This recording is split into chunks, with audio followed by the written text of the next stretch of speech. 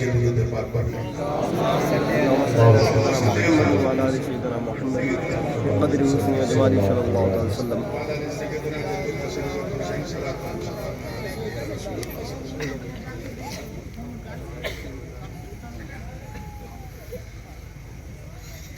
Without any further delay, because we already got delayed from Arshad, بھارتی rail کی طرح ہمارا جلسہ اپنے نردھارت سمے سے تھوڑا ویلم چل رہا ہے۔ اب جس طرح ٹرین میک اپ کرتی ہے، مجھے ٹائم کو میک اپ کرنا ہے، آپ کو باتوں کو پک اپ کرنا ہے۔ انشاءاللہ رات بھی ڈھلتی رہے گی، نبی کی بات بھی چلتی رہے گی۔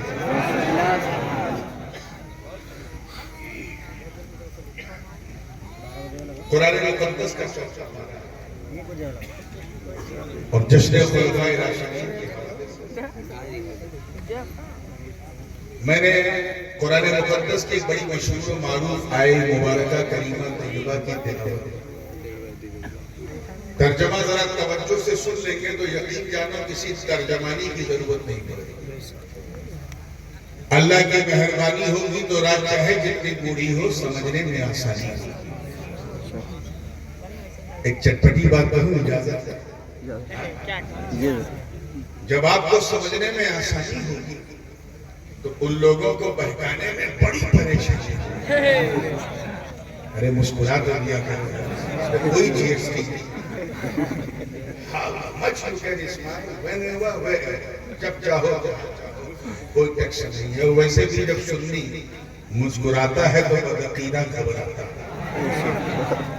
اللہ یہ مسکان ہمارے چہروں پہ سلامت ہے۔ آمین آمین۔ کم سے کم آپ کی مسکان دیکھ کے یہ تو کہوں گا کہ اچھے دن آنے سے رہے، اچھی راہ آ گئی۔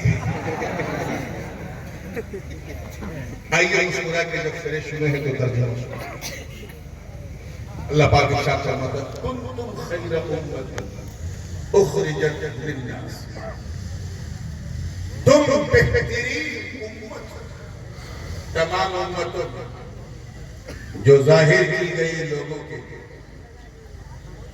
کیونکہ تم اچھائیوں کا حکم دیتے، برائیوں سے روکتے اور ایک وحدہ لا شریک پر ایمان لاتے۔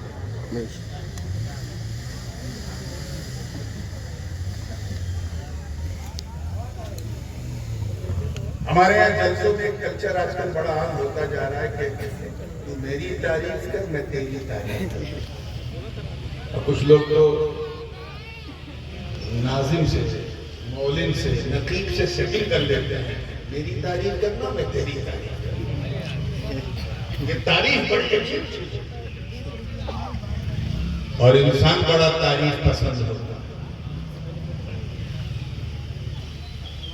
الحمدللہ اہل سنت کا مجمع اور ہر سنی کسی نہ کسی ہاتھ پر اپنا ہاتھ رکھ کر کنیکٹ رہتا ہے۔ ایمانداری سے بتانا، سلطان پور والوں کی اگر آپ کی تعریف آپ کے پیر صاحب کرتا ہے کیا حال ہوگا؟ اگر حافظہ اچھا ہوگا تو کہو گے الحمد، تم کو گڑبڑ ہوگا تو جب تک کہ آگے سلطان پور کو بتا نہیں دو گے، میسج کر کر کے تب تک سکون نہیں ملے گا، جو کہ تعریف چیز ہی ہے۔ ہیومن سائیکالوجی ہے، منو ویگیانک روپ سے انسان بڑا تعریف ہے۔ دادا پیر اگر کسی کے سپنے میں آ کے اپنا کہہ دے تب تو یہاں سے لے کے پرتاپ گڑھ تک شور چل جائے۔ دادا پیر میرے سامنے آئے، میری تعریف کی، اب تو سمجھ میں کچھ یہ ہوتا ہے۔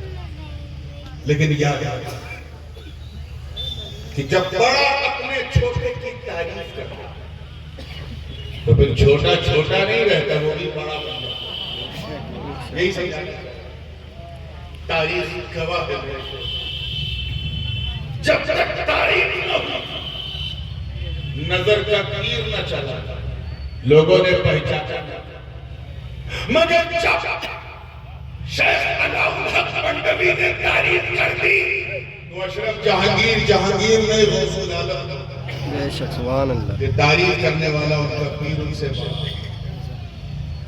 غریب نواز اگر کسی کی تعریف کر دے، اندازہ لگا پاؤ گے اس کا خواجاؤں کے خواجہ، راجاؤں کے راجہ، ولیوں کے مہاراج، سلطان الہند لقائے رسول، فرزند بطول، باب نبوت کے شگفتہ، سرکعبہ قدم والے رسول، والی ہندوستان، خواجہ معین الدین حسن سنجری.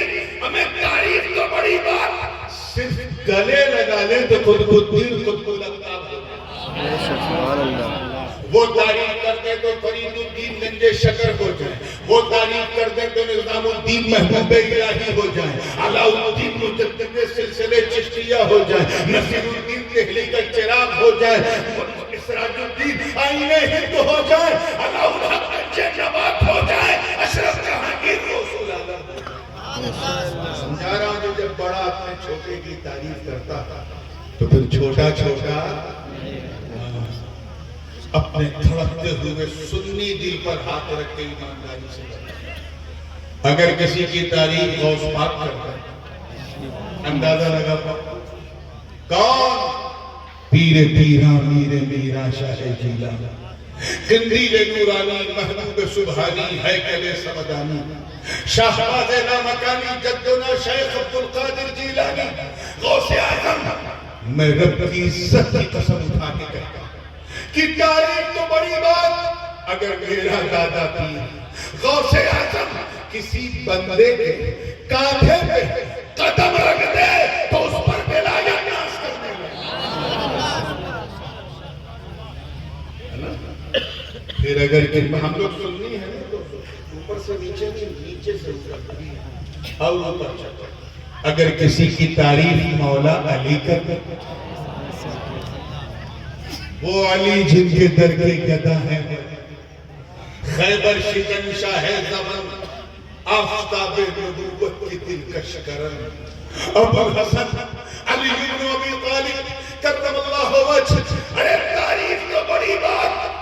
مدینے کی بہاروں نے یہ منظر دیکھا، توجہ چاہتا ہوں، یہ منظر دیکھا ہے کہ علی نے، توجہ رہے، علی نے اپنے ایک بیٹے امام حسن کو کاندھے میں بٹھایا تو امامت ناز کرنے لگی، اور دوسرے بیٹے حسین کے گلے کو چوما تو شہادت ناز کرنے لگی.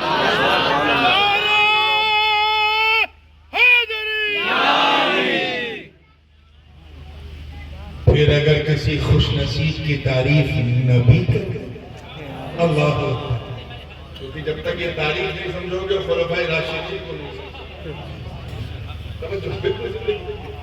کسی کی تعریف نبی کرے، وہ نبی جن کے در کے گدا ہے، راحت تندرستی، سرکار مدینہ، رحمت و نور کا خزینہ، کہہ دو سبحان اللہ، علم و حکمت کا کنجینہ، ارے خوشبودار جن کا ہو پسینہ، حضرت نوح کا سفینہ، جن کے نام پہ ہم سنیوں کا مرنا، ہم سنیوں کا جینا، یا احمد مصطفیٰ، محمد مصطفیٰ، روحی فدا ہو صلی اللہ علیہ وسلم. ارے تعریف تو بڑی بات. خدا کی قسم اگر میرا نبی صرف مسکرا کر دیکھ لے تو ابو بکر پر صداقت ناز کرنے لگے، جناب عمر کو اپنا مشیر بنائے تو عدالت ناز کرنے لگے، عثمان غنی کو داماد بنائے تو سخاوت ناز کرنے لگے، اور اگر علی کو امت کا مولا بنائے تو ولایت ناز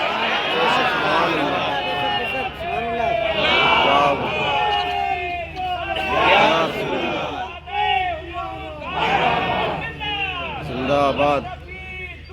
زندہ آباد. زندہ آباد. زندہ آباد.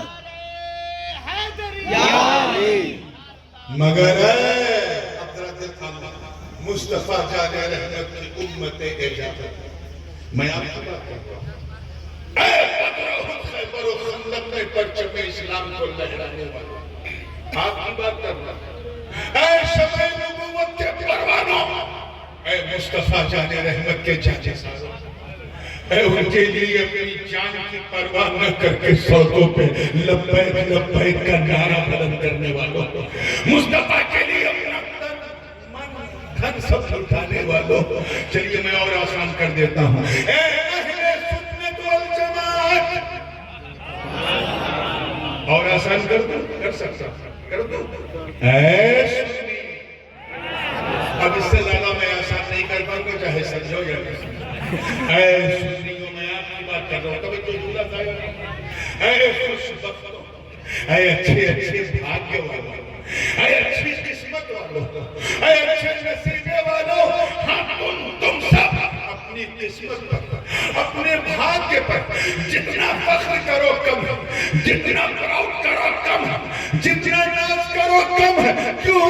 کیونکہ تمہاری تعریف صرف بندوں نے نہیں بلکہ بندوں کے خدا نے کی ہے۔ تم خیر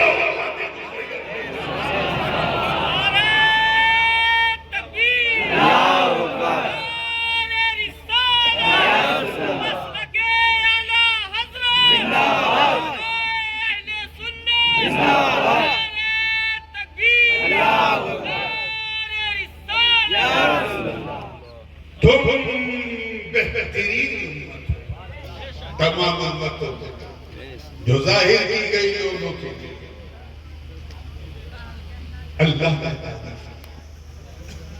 اپنے گربان میں چھپو مسلسل۔ میں زیادہ لمبی تفصیل میں نہیں جاؤں گا ورنہ ڈپریشن میں چلے جاؤ گے گناہ سوچ کے۔ سورج نکلنے سے لے کے ڈوبنے تک یہ جو 12-14 گھنٹہ تک یہ جو بھی ابھی جو دن بھر تم نے کیا صرف اسی کو خیال کرو، کتنے گناہ کیے 14 گھنٹے میں، صرف اسی کو سوچو اور ایمانداری سے بتاؤ کیا ہم اس لائق ہیں کہ ہمیں اچھا امتی کہا ہے؟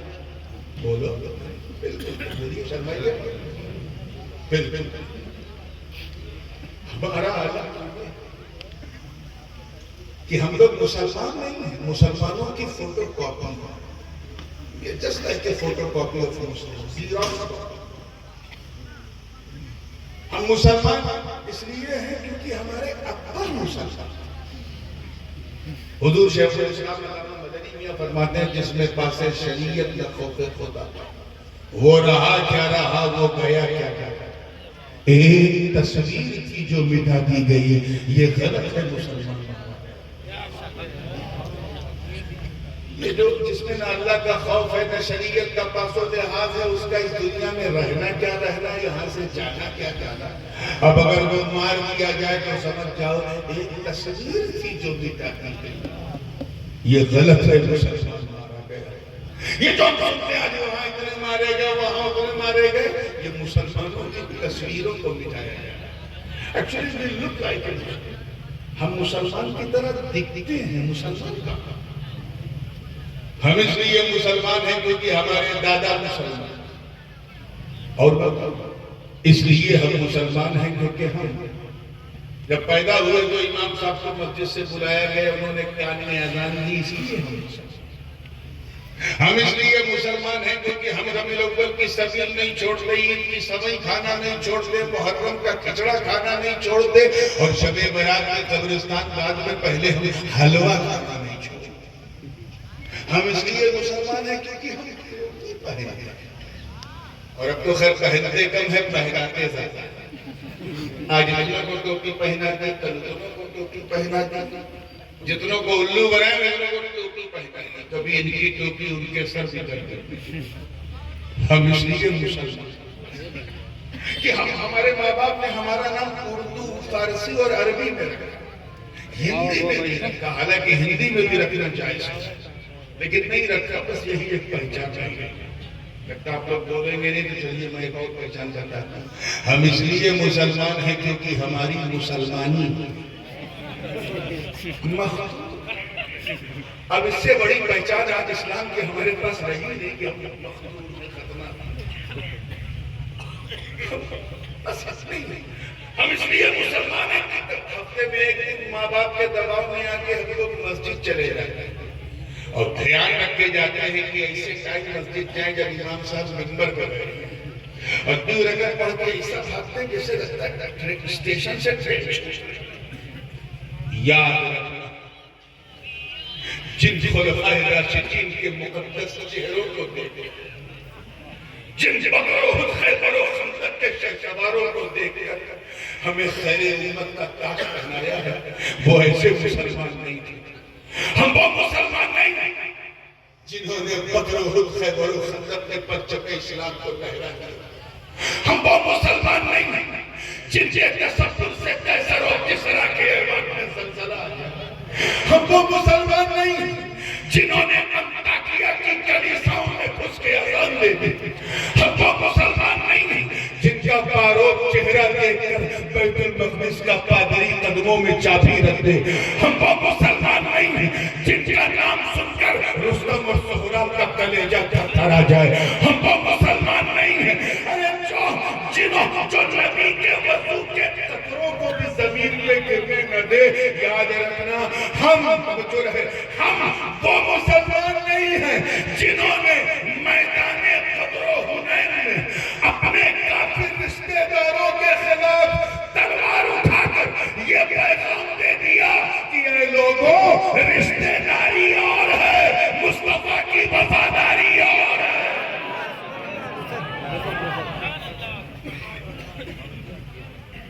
ہم وہ مسلمان نہیں ہیں، وہ مسلمان بالکل نہیں ہیں۔ لیکن کتنے لوگ تاریخ جانتے ہیں کہ جنہوں نے دریائے نیل کی روانی کو، توجہ کروں گا، دریائے نیل کی روانی کو صرف ایک خط لکھا تو روانی کا مزاج بدل گیا۔ ہم وہ مسلمان نہیں ہیں جنہوں نے صدائے الرحیل، توجہ رکھو، صدائے الرحیل حضور سے سنا تو اپنی نئی نویلی دلہن کو بستر عروس پر چھوڑ کر گھوڑے کی ننگی پیٹھ پر بیٹھ کر میدان کارزار میں کود کے اپنے پراڑوں کی آہوتی دے دی۔ ہم وہ مسلمان نہیں ہیں جنہوں نے نبی کے ایک اشارے پر مکے سے مدینے کی طرف ہجرت کر دی۔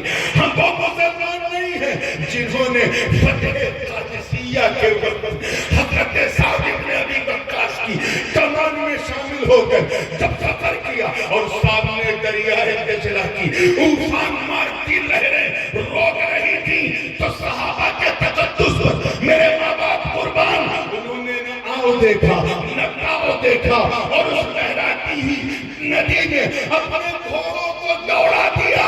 اس منظر کو دیکھ کر شاعر مشرق کو بھی کہنا پڑا کہ دشت و دشت ہے، دریا بھی نہ چھوڑے ہم نے، بغیر ظلماتوں نے دوڑا دیے گھوڑے۔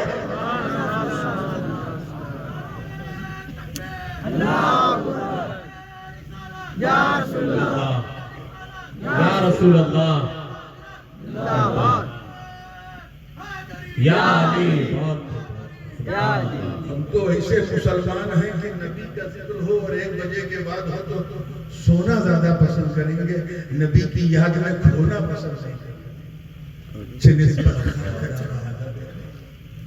نہ ہمارے اندر خوف خدا نہ خشیت الہی۔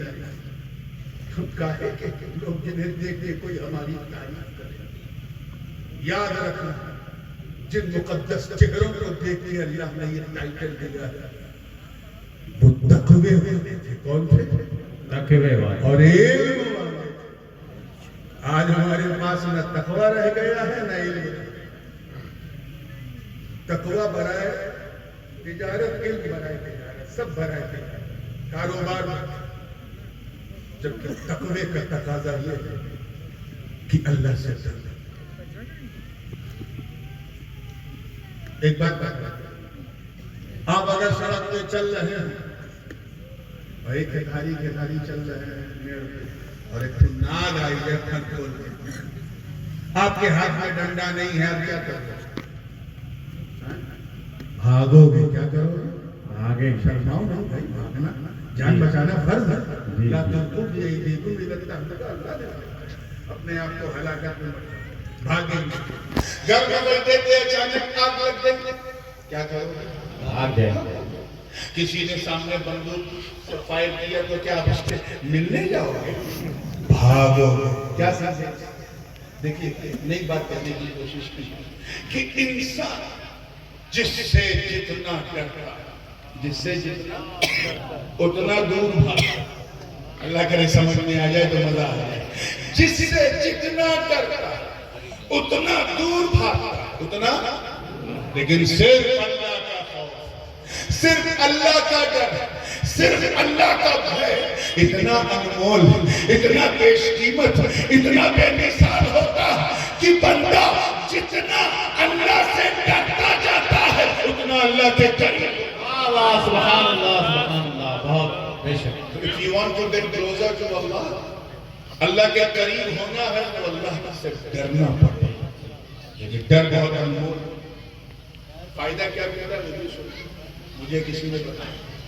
مجھے بہت پہلے میں حاضر ہوا تھا سلطان پور کے زمانے میں بہت آیا کرتا تھا, بلکہ میں نے اپنا کریئر ہی یہیں سے 2004 2003-2004 کی بات ہے. تو اس وقت قاری شمشیر صاحب وغیرہ فرماتے تھے کہ حضرت یہاں کے لوگ نکات کم سمجھتے ہیں, واقعات زیادہ سمجھتے ہیں. اب ہم لوگ کی تقدیر ذرا نقطے والی ہوتی ہے, واقعات کم ہوتے ہیں. لیکن چلیے آج آپ کے لیے آپ کی یہ خواہش پوری کرتا ہوں. جنگل میں عبادت کر رہے ہیں کون؟ حضرت خواجہ اویس قرنی رضی اللہ عنہ. نام سنا ہے نا؟ دن دیکھے یہ عالم تھا اویس قرنی, سرکار کے سن کے خبر چھوٹ رہے. ہمیں معلوم ہے کہ 11 سے پہلے منہ سے واہ کیسے نکلتا ہے اور ایک کے بعد کیا ہوتا ہے, لیکن پھر اپنے آپ کو گرم کیا. جتنا گرم ہوگے اتنا گرم. توجہ چاہوں گا. جنگل میں عبادت کرتے ہیں.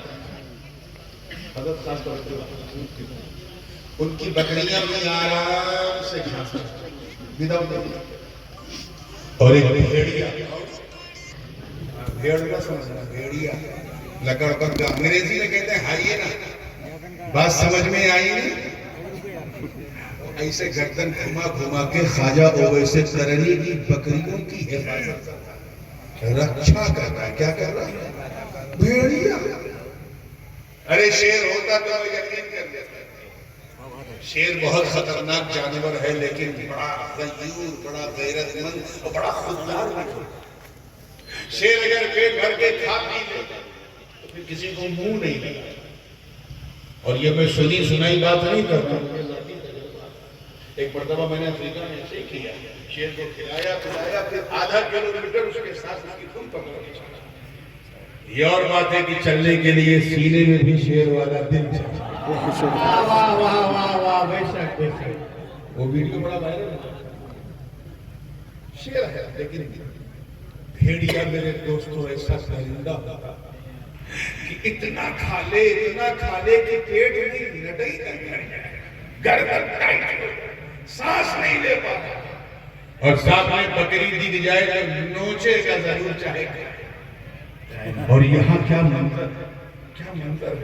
خواجہ اویس محو عبادت ہے, بکریاں آرام سے گھاس چر رہی ہیں اور بھیڑیا گردن گھما گھما کے بکریوں کی نوچا.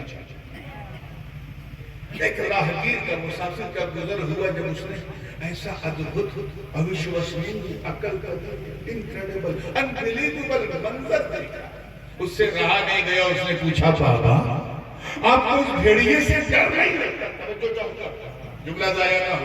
اس بھیڑیے سے ڈر نہیں لگتا؟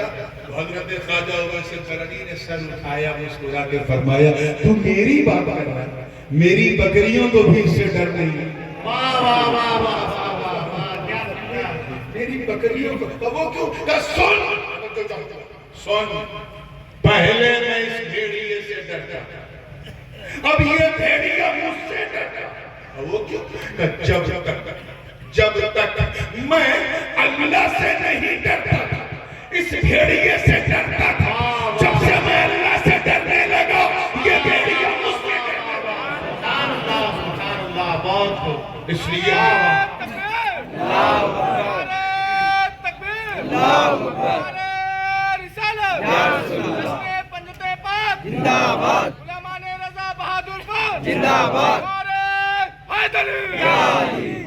اس لیے میرے دوستوں, اب اگلی بات دل پہ اتار لو تو مزہ آ جائے. اگر تم یہ چاہتے کہ ہمارے سماج میں چھپے ہوئے بھیڑیے ہم سے ڈریں, توجہ رہے, جملہ ضائع نہ کیجیے گا. اگر تم یہ چاہتے کہ ہمارے خوبصورت دیش کی ایکتا اور اکھنڈتا کو کھنڈت کرنے والے تک وہ ہم سے ڈرے, اگر تم یہ چاہتے کہ بھارت کی گنگا جمنی تہذیب کو بسمار کرنے والے ایلیمنٹس ہم سے ڈرے, اگر تم چاہتے کہ ہمیں ڈرانے والے ہم سے ڈریں, تو تمہیں کوئی غیر قانونی کام کرنے کی ضرورت نہیں, کوئی انیتک کام کرنے کی ضرورت نہیں, کوئی انسوشل کام کرنے کی ضرورت نہیں.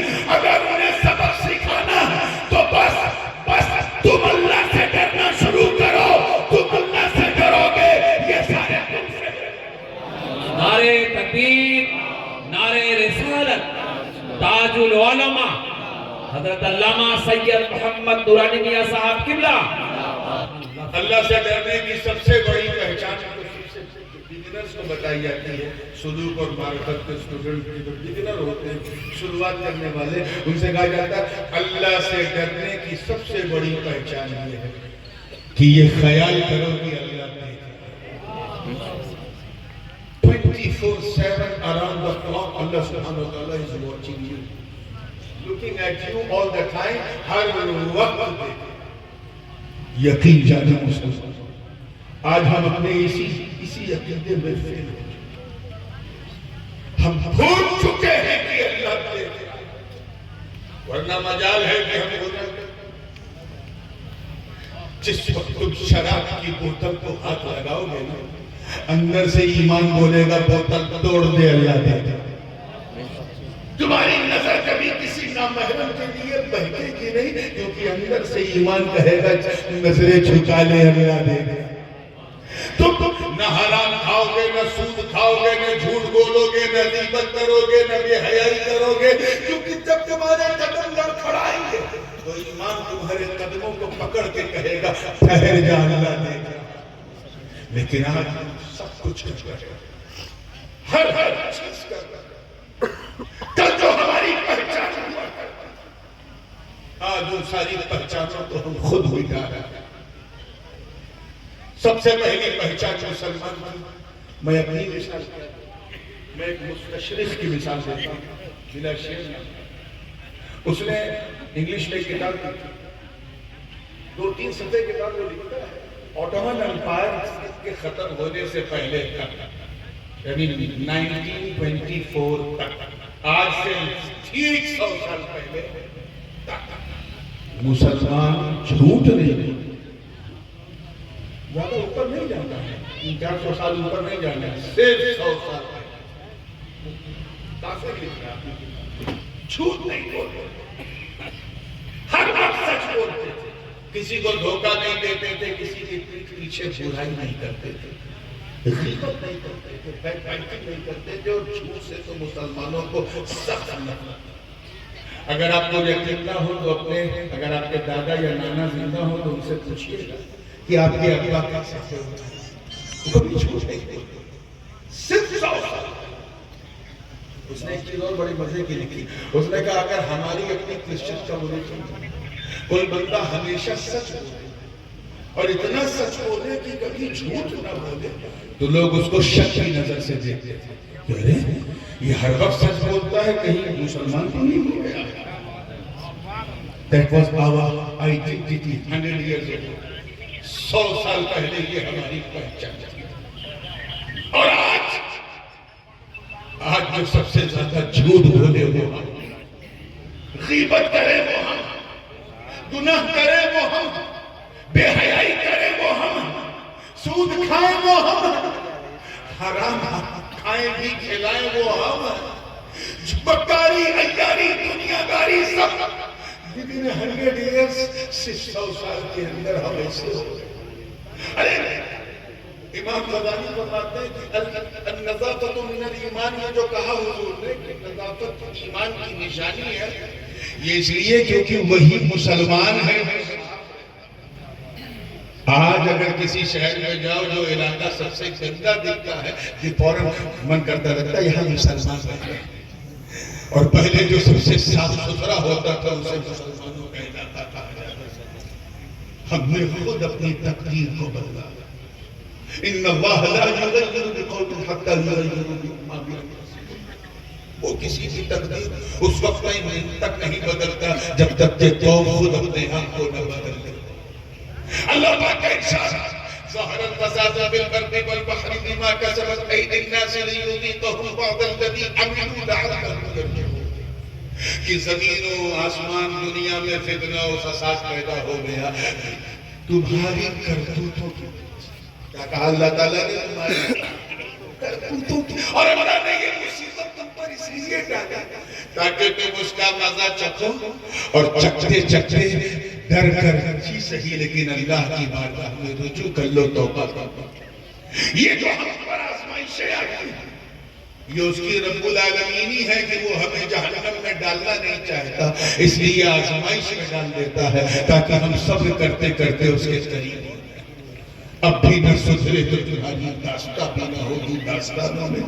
ہم وہ قوم ہیں کہ اگر علم کی بات کی جائے تو فیسا خورش ہمارے ہیں، خیامی ہمارے ہیں، ہمارے یہاں شر امام چپنی ہمارے ہیں، غزالی ہمارے ہیں، خیالی ہمارے ہیں، میر ظاہر ہمارے ہیں، ارسطو کے بڑے بڑے شاگرد اور استاد ہمارے ہیں، بو علی سینا ہمارے یہاں، جغرافی ہمارے یہاں، الجبرا ہمارے یہاں، علم رمل ہمارے یہاں، علم جبر ہمارے یہاں، علم توقیت ہمارے یہاں، علم تقدیر ہمارے یہاں، قمر سنائی کا علم ہمارے یہاں، فلکیات ہمارے یہاں، طبیعیات ہمارے یہاں، ارضیات ہمارے یہاں، فلسفہ ہمارے یہاں، منطق ہمارے یہاں، اور آج ہم سے سب کچھ سیکھ کر ہمیں سائڈ میں کر دیا گیا کیونکہ ہماری کرتوتیں آج ہم علم کے قریب نہیں جاتے، اور وہ چاہتے بھی یہی ہے کہ مسلمان علم کے قریب جائے گا، کیونکہ علم کے قریب جائے گا تو سیکھ لے گا، اور جب سیکھ لے گا تو یہ تو سچے لوگ ہیں، سچے بن جائیں گے، اور جب سچے بن جائیں گے تو اچھے بن جائیں گے، اور جب یہ اچھے بن جائیں گے تو پھر ہمارا بیڑا غرق ہو جائے گا۔ حجاج بن یوسف کا تو آپ لوگوں نے نام سنا ہوگا، اسے نہ کہو جیسے 3 بجے کہا جاتا ہے، بہت بڑا ظالم، اتنا ظالم کہ ظلم بھی شرمندہ ہو جائے اس کے ساتھ۔ بصرہ کا گورنر تھا، اتنا بڑا ظالم کہ اس سے پہلے اس کا گرو ظالم تھا، اس نے اپنے گرو کو سائیڈ میں بیٹھا کر مار کے منڈل میں بیٹھا، خود ان کی کرسی پر بیٹھ گیا، اتنا بڑا۔ گرو جی کے زمانے میں جو دینار درہم سونے چاندی کے چلتے تھے اس کو ڈی مونیٹائز کر کے نوٹ بندی کر کے اپنی کرنسی اس نے چالو کی، اتنا ظالم تھا۔ اور اس نے سسٹم کیا کہتا ہے، ڈیٹینشن سینٹر بصرہ میں بنایا تھا، جو اس کے خلاف بولتا تھا اسے اس کے اندر ڈیٹین کر دیتا تھا، اندر ڈال دیتا تھا۔ پورے سسٹم کو اس نے اپنے کنٹرول میں کر لیا۔ اس زمانے میں میڈیا جو ہے وہ گھوڑوں کے ذریعے اور کبوتروں کے ذریعے ادھر سے ادھر مراسلہ ہوتا تھا، کسی کبوتر کو بصرہ کی فضا میں اڑنے کی اجازت نہیں تھی، حجاج اسے مار دیتا، یعنی پورا میڈیا اس نے اپنے کنٹرول میں کر دیا تھا، اور اس کی مزارت میں جتنے بھی لوگ اس کے ماتحت تھے بالکل بس ایسے ہی تھے، کسی کی کچھ نہیں چلتی تھی، اکیلے وہ فیصلہ سناتا تھا۔ میں حجاج بن یوسف کی بات کر رہا ہوں، آپ کا دماغ کہیں اور تو نہیں جا رہا ہے۔ حجاج بن یوسف اتنا ظالم، صحابہ اور تابعین کے خون سے اس کے ہاتھ لگے ہوئے، اتنا بڑا قاتل تھا، وہ قتل اور لاش پر ہی سیاست کرتا تھا، صحابہ کو مارنے والا۔ ایک دن ایک مرید حضرت خواجہ حسن بصری کی بارگاہ میں عرض کیا، حضور یہ حجاج بن یوسف جیسا ظالم اسلامی حکومت اللہ اسے کرسی سے اتار کیوں نہیں دیتے، اسے ہٹا کیوں نہیں دیتے؟ حضرت خواجہ حسن بصری نے سر اٹھایا اور پرجلال لہجے میں فرمایا سن ما جاء الحجاج الا بذنوبنا، کہ حجاج بن یوسف صرف ہمارے گناہوں کی وجہ سے ہمارے سروں پہ مسلط ہے، ہمارے گناہوں کی وجہ سے ہمارے سروں پہ مسلط ہے۔ ذرا اپنے تھڑکتے ہوئے مسلم دل پر ہاتھ رکھ کے اس منظر کو محسوس کرو کہ آج سے لگ بھگ 1450 سال اس وقت جو مٹھی بھر گنہگار تھے، ان کو دیکھ کر کے خواجہ حسن بصری نے کہا کہ ہمارے گناہوں کی وجہ سے اللہ نے ایسا ظالم سلطان ہمارے سر پر بٹھایا ہے۔ آج کے گنہگاروں کو دیکھتے تو کیا کہتے ہیں؟ یہ رات دن شراب کباب اور شباب میں الجھی ہوئی اس امت مرحومہ کو دیکھتے تو کیا کہتے ہیں؟ یہ رات دن اپنے ماں باپ سے چھپ کر موبائل پر واٹس ایپ چیٹنگ کرنے والے، چیٹنگ کرنے والے، یہ فیس بک، واٹس ایپ، انسٹاگرام پر سکرولنگ کرنے والی اس نسل کو دیکھتے تو کیا کہتے ہیں؟ اپنی ماں کی آنکھوں میں آنکھیں ڈال کے اسے برا بھلا کہنے والے نوجوانوں کو دیکھتے تو کیا کہتے؟ علم دین کو حقیر سمجھنے والی اس قوم کو دیکھتے تو کیا کہتے؟ کالج میں جا کر نالج نہ حاصل کرنے والی اس نوجوان نسل کو دیکھتے تو کیا کہتے؟ بڑوں کی برائی کرنے والی رات دن ادھر ادھر جھٹ پٹک کرنے والی اس بگڑی ہوئی جوان نسل کو دیکھتے تو کیا کہتے؟ یہ منتھن کا موقع، چنتن کا موقع. You don't have a right to ask. تمہیں سوال کرنے کا کوئی حق نہیں. اگر تم یہ سمجھتے ہو کہ کچھ برا ہو رہا تو ادھر ادھر شکایت کرنے کی ضرورت نہیں. اپنے کردار و عمل کو سنبھالو مسلمانوں. اپنے بچوں کو عالم دین بناؤ، علم کے میدان میں اتارو، انہیں ڈاکٹر، انجینئر، سائنٹسٹ، انہیں سب کچھ سکھاؤ. ایسا مستقبل ان کا بناؤ کہ جب وہ سڑکوں پہ چلے تو انہیں دیکھنے والا کہے واہ، جب امتی ایسا ہے تو نبی کے سبحان اللہ، واہ واہ سبحان. نعرہ تکبیر، نعرہ رسالت، زور تاج العلماء علامہ نورانی میاں صاحب قبلہ. یاد رکھنا، ہمیں دیکھ کے ہمیں خیر امت نہیں کہا، بلکہ ان چہروں کو دیکھا گیا جن میں کوئی صداقت والا، کوئی عدالت والا، کوئی سخاوت والا، کوئی امامت والا، کوئی کرامت والا، کوئی ولایت والا، کوئی شجاعت والا، کوئی ہدایت والا، کوئی رحمت والا، کوئی برکت والا. بدر اور احد، خیبر و خندق والوں کو دیکھ کے کہا میں مانتا ہوں کہ حضرت نوح علیہ السلام کی امت بڑی سرکش ہے، بہت گھٹیا، اتنی گھٹیا کہ اپنے نبی کو اپنی طرح سمجھتی. کہتی تھی مَا نَرَاكَ إِلَّا بَشَرًا مِثْلَنَا، اے نوح ہم تمہیں ایک آرڈینری انسان، ایک سادھارن منش کے سوا کچھ نہیں سمجھتے. ابھی بھی تو کچھ سرفیرے گلی گلی میں یہی کہتے ہیں. ان سے کہہ دینا کہ جب قوم نوح کی طرح نہیں ہو سکتی تو قوم مصطفیٰ بھی مصطفیٰ کی طرح نہیں ہو سکتی. مگر کہتے ہیں نا خدا جب دین لیتا ہے تو عقلیں چھین لیتا ہے، نہیں سمجھ میں سرکش. لیکن یار کچھ تو تھے جو حضرت نوح علیہ السلام کی ناؤ میں بیٹھے تھے. اللہ نے ان اچھوں کو بھی خیر امت کا ٹائٹل نہیں دیا. ذرا اپنی قسمت میں مانتا ہوں کہ حضرت ادریس علیہ السلام، حضرت شعیب کی امت کو اسی تھی، لیکن کچھ تو تھے جو ان کے گیت پڑھتے تھے. اللہ نے ان اچھوں کو بھی خیر امت کا ٹائٹل نہیں دیا. حضرت ابراہیم علیہ السلام کی امت کو امت حنیفہ کا، دین حنیف والی امت، لیکن انہیں بھی خیر امت کا ٹائٹل نہیں دیا. حضرت اسماعیل کو ذبح ایزار دیا مگر خیر امت نہیں دیا. جناب یعقوب کو استقلال کی دولت دی مگر خیر امت انہیں بھی نہیں دیا. حضرت یوسف کو حسن و جمال کا پیکر بنایا مگر ان کی امت کو خیر امت نہیں کہا. حضرت الیاس کو آسمان پہ اٹھایا، وہ بلندی دی مگر ان کی امت کو خیر امت نہیں کہا. میرے رب نے داؤد کو قوت دی مگر خیر امت نہیں دی. سلیمان کو بادشاہت دی مگر خیر امت نہیں دی. جناب شعیب کو عدل و میزان دیا مگر خیر امت نہیں دی. حضرت موسیٰ کو وَكَلَّمَ اللَّهُ موسیٰ تکلیمہ کا تاج پہنایا، ان کی امت کو فضیلت کا تاج دیا مگر خیر امت کا تاج انہیں بھی عطا نہیں کیا. حضرت عیسیٰ کو وَأُبْرِئُ الْأَكْمَحَ وَالْأَبْرَصَ وَأُحْيِي الْمَوْتَى بِإِذْنِ اللَّهِ کی کنجیاں دے دی مگر ان کی امت کو بھی خیر امت نہیں کہا. اور ہم قیامت تک خیر ہم سے اچھی امت اس نیل گگن میں نہیں دیکھی، اس فرش میں نہیں دیکھا. معاملہ کیا ہے، راز کیا ہے؟ میں اسی خیال میں الجھا تھا کہ رہنمائی، توجہ چاہتا ہوں، رہنمائی ہوئی، آواز آئی، کہا سن، اللہ کرے آپ بھی سمجھ لیں، سن تو امت کو دیکھ، امت کو دیکھ رہا ہے اس لیے تجھے جواب نہیں ملتا.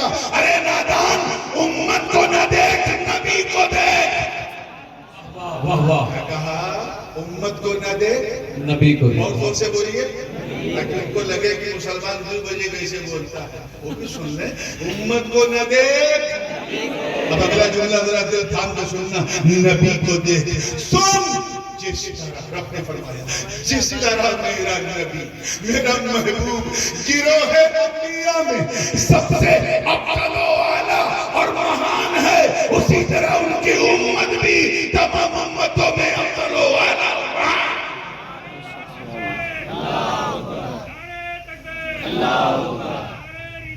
یا رسول اللہ یا رسول اللہ.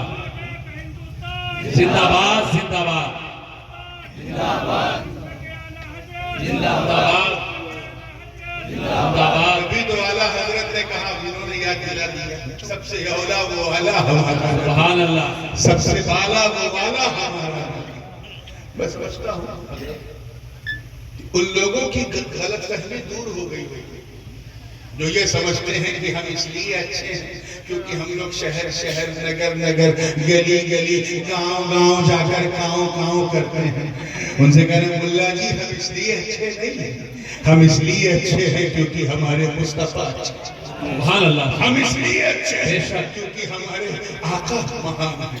ارے ہم اس لیے اچھے ہیں یہ اچھائی کی نسبت کہ نبی اتنے اچھے، نبی اتنے اچھے کہ نبی کے صدیق جیسا کسی نبی کے پاس صدیق نہیں، نبی کے فاروق جیسا کسی نبی کے پاس فاروق نہیں، نبی کے عثمان جیسا کسی نبی کے پاس غنی نہیں، اور نبی کے علی جیسا کسی نبی کے پاس ولی نہیں. سبحان اللہ.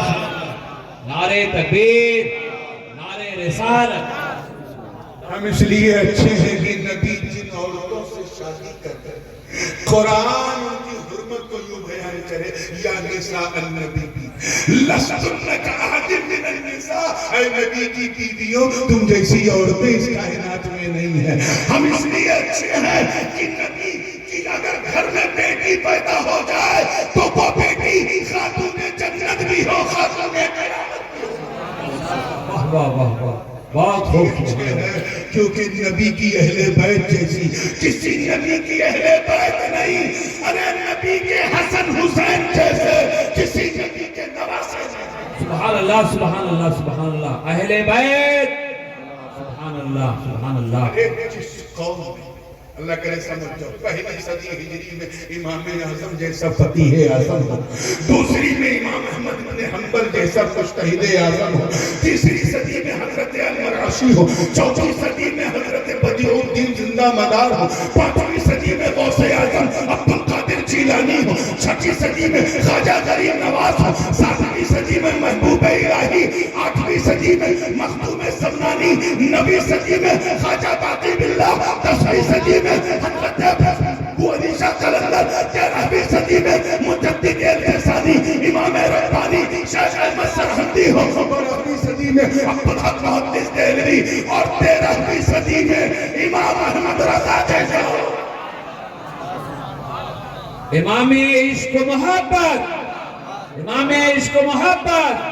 نعرہ تکبیر، نعرہ رسالت. حضور تاج العلماء حضرت علامہ سید بابر اشرف صاحب قبلہ.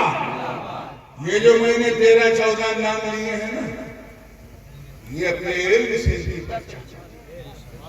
اللہ پاک فرماتا ہے هل يستوي الذين يعلمون والذين لا يعلمون، کیا عالم اور جاہل برابر نہیں ہو سکتے. یہ فرمان رحمانی ہے، ارشاد ربانی.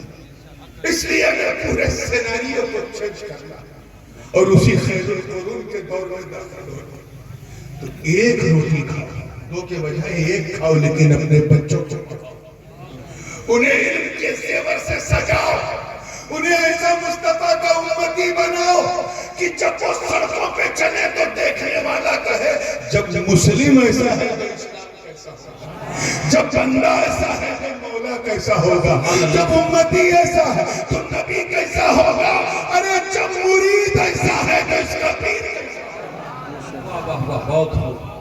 سبحان اللہ سبحان اللہ. یہی خاصیت تھی ان چاروں نفوس قدسیہ میں، بلکہ 5 نفوس قدسیہ میں. خلفائے راشدین کا جب ذکر ہوتا ہے تو اکثر ایک نام کو لوگ بھولا دیتے ہیں جو حضرت امام حسن ابن علی کرم اللہ وجہ. ان سارے خلفائے راشدین میں ایک چیز جانتے ہیں کیا کیا؟ غائب درجے کا عشق تھا، غائب درجے کا عشق تھا اپنے نبی سے۔ اب اسی بات کو اسی ایگزامپل دے کے میں اپنی بات کو ختم کروں گا۔ اس سے پہلے کہ آپ جلسہ نبی سے اٹھ کے کوئی بے ادبی کریں، میں آپ سے آپ کی بے ادبی بھی نہیں ہونے دوں گا، جلدی بات کو سمیٹوں گا۔ توجہ ہے کیونکہ ہم یہاں سبھی کے لیے نہیں بیٹھے، صرف نبی کے لیے۔ واہ واہ، لوگ تو نبی کے لیے کھڑے ہو جاتے ہیں، آپ کو صرف بیٹھے۔ توجہ ہے نا؟ ہجرت کی رات، انواروں کا تجلیات کی برسات، باہر 40 سرداروں کافروں کی گھات، اندر علی کا سایہ۔ اب تو کہہ دو اللہ کیا بات ہے۔ واقعہ بہت مشہور ہے، واقعہ نگاری بالکل مقصود نہیں ہے، شارٹیسٹ وے پاسبل سے بولوں گا۔ آپ ذرا دیکھیں، حضور نے دروازہ کھولا، حدیث کے الفاظ کے بخاری و مسلم کی متفق علیہ ہے۔ دروازہ کھولا، دیکھا 40 کا، یعنی ان کی 80 آنکھیں ایک گھر کافر کے بعد نماز تو کہے بھائی دروازے پہ ارادہ کیا ہے؟ نبی نکلے تو نکلے تو سرکار کا دروازہ بند کیا، علی کو اٹھایا، اے علی اٹھو، اپنے بستر پہ نہیں میرے بستر پہ۔ کہ حضور کیوں؟ کہ اللہ کا حکم آ گیا ہے، مجھے رات ہجرت پہ نکلنا ہے، میرا ساتھی میرا یار غار ابو بکر میرا انتظار کر رہا ہے۔ ٹھیک ہے، کیا حکم ہے؟ کہ علی میرے بستر پہ سو جاؤ، تمہیں اس لیے اٹھایا ہے کیونکہ میرے پاس ان کافروں کی کچھ امانت ہے۔ یہ کافر مجھ پر ایمان تو نہیں رہے، مگر مجھ سے زیادہ ایماندار کسی کو نہیں سمجھتے۔ اپنی بیوی پہ ان کو بھروسہ نہیں تھا کہ کہیں مال دیا تو کہیں مائکے میں نہ پاس کر سکے، مجھ پہ بھروسہ رکھتے ہیں کیونکہ میں جو لیتا ہوں وہی لوٹا۔ میں صرف امیر نہیں، امانت دار نہیں، دیانت دار ہوں۔ اے ان کافروں نے مجھ پہ بھروسہ رکھا، میں تجھ پہ بھروسہ رکھا، ان امانتوں کو اپنے پاس رکھا۔ صبح اٹھا، جن کی امانت ہے ان کو بانٹ دینا، پھر مدینے آ کے اس منظر کو حضور نے کیا کیا؟ حضور نے دروازہ کھولا، بہت مشہور بات ہے۔ کافروں کو دیکھا کھڑے ہیں تلوار لیے، سرکار نے کنکری اٹھائی اور کافروں کے منہ پہ دیکھا۔ کافروں کا کیا حال ہوا؟ انہیں سب کچھ دکھ رہا، بس حضور نہیں دکھ۔ راستہ بن گیا، میرے سرکار گزر گئے۔ وہ کہتے ہیں نا اپنی یہاں کی زبان میں کل انہرائی گیا، سجوے نہیں، حضور گزر گئے، دکھے گئے۔ اچھا ابھی بھی کچھ لوگ ہیں جو کہتے ہیں کہ سنی لوگ بلا وجہ حضور نبی کے جلسے میں کھڑے ہو کے سلام پڑھتے ہیں، کہاں نبی آتے ہیں تو نظر کیوں نہیں آتے، دکھتے کیوں نہیں ہیں؟ اگر کوئی ایسی بکواس کرے جھگڑا مت کرنا، سمجھ جانا کنکری کا اثر ابھی تک چل رہا ہے۔ لگی تھی گرو جی کو اثر چینوں کا۔ اب اتنی رات ہو گئی ہے، تھوڑا ہنساؤں گا نہیں تو سناؤں گا کیا؟ ہم مسکرا کے فیصلے سے بالکل فائنل ٹچ کی طرف جا رہے ہیں زندگی کے ساتھ سرکار کا۔ یہ ایک الگ چیپٹر ہے کہ وہ کبھی اس عنوان پر تقریر کیا تو میں بیان کروں گا کہ کیا ہے راز ہمارا ہونے کی۔ اگر اس کو چھیڑ دیا تو آدھا کیا کر دیا۔ اس چیپٹر کو میں سائڈ میں آؤ بارگاہ ہے مولا علی، نبی نے سنایا مولا علی ایمانداری سے بتانا، اگر کسی شریف آدمی کے گھر اتنی پونے دن اگر 2 پولیس والے آئے، کیا حال ہوگا اس آدمی؟ وردی دیکھتے ہی چہرے پہ زردی آ جائے، پولیس آئی اتنی رات میں آئی، کیا بات ہے؟ چاہے بیچارے چائے پینے آئے کہ بھائی کوئی دکان نہیں بولی، چلو حاجی صاحب نے چائے ایسا کرتے ہیں۔ ہمارے گجوجہ شریف میں اب تو دکانیں بہت ہو گئی، انہیں پہلے بیچارے ہمارے ہی گھر آ کے چائے پیتے تھے کہ مولانا صاحب کا گھر بہت دیر تک لوگ جاتے ہیں چائے پیتے ہیں۔ لیکن پولیس کو دیکھا تو گھبرا، یہ ہوتی ہے کیسے؟ ایک ڈر پیدا ہوتا، مگر جرأت حیدر پہ میرے بچے میرے ماں باپ کو بات ہو موت کی زد میں علی کا بستر ہے، علی سوئے اور فرماتے ہیں انی نمت تلک اللیلہ ما نمت من قبل قط، اس رات میں اتنی گہری نیند سویا کہ پورے جیون میں اتنی میٹھی نیند ہی نہیں آئی۔ پوچھنے والے نے پوچھا حضور اتنی میٹھی نیند، آپ کا بستر تو موت کی زد میں تھا اور اب کہہ رہے ہیں اتنی گہری نیند سویا کہ ایسی نیند کبھی آئی نہیں، معاملہ کیا ہے؟ تو مولا علی نے مسکرا کے کہا معاملہ یہ ہے کیونکہ میری زندگی کی گارنٹی نبی نے لے لی تھی۔ ضمانت کس نے لے لی؟ لوگ سے بولو، کبھی کبھی بول دیا یہ کس نے لے لی؟ توجہ چاہوں گا، نبی نے لے لی۔ میری تو وہ کیسے ہے؟ نبی نے فرمایا علی یہ امانتیں اپنے پاس رکھو اور سو جاؤ، صبح اٹھنا امانتیں بانٹنا پھر مدینے آ کے ملنا۔ علی فرماتے ہیں میں سمجھ گیا اٹھنے کے لیے سونا ضروری ہے، امانتیں بانٹنے کے لیے زندہ رہنا ضروری ہے۔ میں سمجھ گیا کہ ابو طالب کے بیٹے کو موت کبھی بھی آ سکتی ہے مگر آج کی رات نہیں آئے گی کیونکہ میری زندگی کی ضمانت نبی نے دے دی۔ واہ واہ واہ واہ بہت خوب، میری زندگی کی ضمانت، زور سے بولو۔ اب یہ تو ہو گئی حدیث اور اس پر خطابت ہو گئی، لیکن میں اپنے اجازت دیں تو میں اپنے والد گرامی حضور غازی زندہ کا ایک نتیجہ کیونکہ میں ان کے جملوں کا امین بھی اور ان کا فکری جانشین بھی، حضرت کا توجہ دے رہا ہوں، حضرت نے اس نتیجہ کیا نکالا، اللہ کرے ہر حیدری دل کے حوالے کرے۔ واہ واہ واہ، حضرت فرماتے ہیں کہ جس توجہ چاہوں گا، جس کی ضمانت نبی لے لے وہ علی ہوتا ہے علی، اور جس کی ضمانت علی لے لے وہ ولی ہوتا ہے ولی۔ نعرہ تکبیر، نعرہ رسالت، حضور تاج العلماء، واہ واہ سبحان اللہ سبحان اللہ۔ لیکن یار عقل تو ہے یار، عقل نے عشق علی سے پوچھا ہے موت کی زد میں آپ کا بستر، کافر اگر آپ کو نبی سمجھ کے آپ پہ حملہ کر دیتے تو علی کے عشق نے جو حق دیا تو ہوتا کیا؟ جان ہی جاتی ہے۔ ارے جان ایسی سو میں اپنے مصطفیٰ پہ وار دیتی۔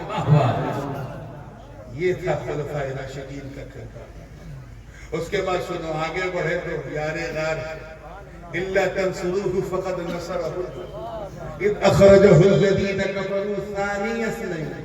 بعض اہل تشیع اس کی غلط تشریح کرتے ہیں، اللہ نے فرمایا ثانی اثنین، جب نکالا کافروں نے ان دو کے دوسرے کو، تو پہلے تو نبی ہیں، دوسرا کون ہے؟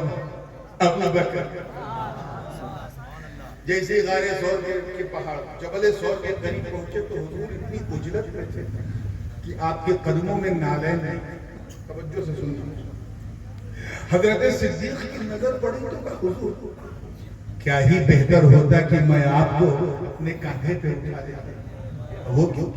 کہ آپ چل رہے ہیں اور آپ کے چلنے کی وجہ سے پتھر موم ہو جا رہا ہے اور آپ کے نقش نالین کو اپنے سینے پہ لے رہے ہیں، آپ کے قدم ناز کو اپنے سینے پہ لے رہے ہیں، تو اس نشان کو دیکھ کے کافر ہمارا پیچھا کر لیں گے۔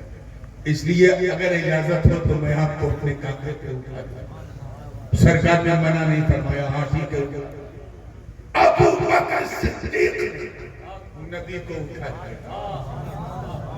اردو کی لذت جو لوگ محسوس کرتے ہیں ان کی توجہ، ابو بکر نے پارے نبوت کو اپنے کاندھے پہ کیا کہنے لگا؟ توجہ چاہتے اٹھا لیا اور اس دل پذیر منظر کو دیکھیں کتنے لوگ کیچ کر رہے ہیں۔ سارے غلامان ابو بکر جھوم اٹھے اور سب نے کہا ہے ابو بکر تیرے مقدر کو سلام، تیری قسمت کو سلام۔ ہم سمجھ گئے کہ جس ابو بکر نے نبی کی ظاہری زندگی میں بارے نبوت اٹھایا ہو، کسی میں اتنی مجال نہیں کہ اس ابو بکر کے سامنے اللہ سبحان اللہ سبحان اللہ، بہت خوب، سبحان اللہ سبحان اللہ۔ اور نعرہ تکبیر، نعرہ رسالت۔ ایک موقع ایسا تھا وہاں حضور نے منع کر دیا کہ نہیں نہ فتح مکہ،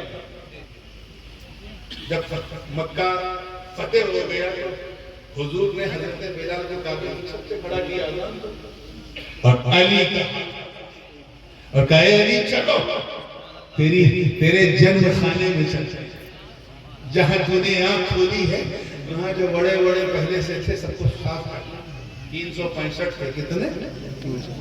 سب کو کلیئر کرنا۔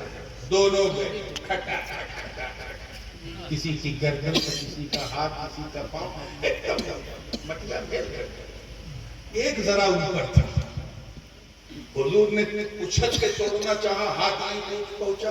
مولا علی اور بھی کم قدر میں انہوں نے ٹرائی کیا، ہاتھ نہیں پہنچا تو حضرت علی نے ہاتھ باندھ کے عرض کیا حضور اجازت ہو تو میں آپ کو اپنے کاندھے پہ اٹھا لوں۔ وہ کیوں؟ آپ میرے کاندھے پہ کھڑے ہو جائیں اور آرام سے سو جائیں۔ امید تھی کہ حضور منع نہیں کریں گے، مگر آقا نے منع کر نہیں تم نہیں اٹھاؤ، توجہ چاہوں گا، تم مجھے نہیں اٹھاؤ گے، میں تمہیں اٹھاؤں گا، میرا چھوٹا بھائی۔ اب ظاہر ہے کہ پیر صاحب اگر کہیں اپنے مرید سے کہ میں تجھے اٹھاؤں گا، کوئی مرید مانے؟ علی کو بھی نہیں ماننا تھا، لیکن جب ضد کیا نہیں میں تو الامر فقط حکم ماننا ضروری ہے، واجب۔ حضرت علی اپنے تھرتھراتے قدموں سے شان نبوت پر کھڑے ہوئے، نبی نے علی کو اٹھا لیا۔ اے حیدریوں، اس منظر کو محسوس کرو، کاش یہ جملہ میں نے 10 بجے رات میں کہا ہوگا تو اللہ جانے کیا ہو جائے۔ پھر میں دوہرا رہا ہوں، ٹرائی کروں کہ نبی نے علی کو علی کو اٹھا لیا، اٹھا لیا۔ اس منظر کو دیکھ کر تمام غلامان حیدر جھوم اٹھے اور زبان حال سے کہا اے علی تیرے مقدر کو سلام، ہم سمجھ گئے کہ جس علی کو نبی نے اٹھایا ہو، کسی ماں کے لال میں تب نہیں کہ اس علی کو چھکا۔